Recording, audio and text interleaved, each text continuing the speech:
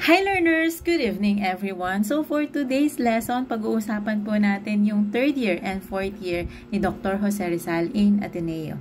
So third year in Ateneo, 1874 to 1875. Opening of the classes, siya naman yung paglabas ni Doña Chodora in prison. So Dr. Jose Rizal did not make an excellent showing in his studies. He failed to win the medal in Spanish because his spoken was not fluently sonorous. Pag sinabi natin was not fluently sonorous, hindi ganun kahusay. So, fourth year in Ateneo, 1875 to 1876. June 16, 1875, he became an inferno in Ateneo.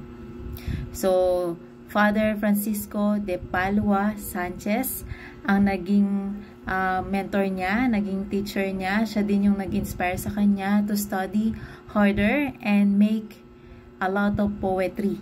Magsulat ng maraming poetry. So, dinescribe naman ni Dr. Jose Rizal ang kanyang guro bilang isang model of uprightness and love for the advancement of his pupils.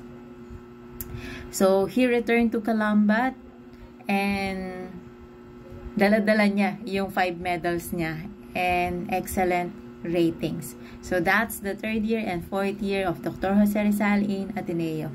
So, that's all for today. God bless you. Bye!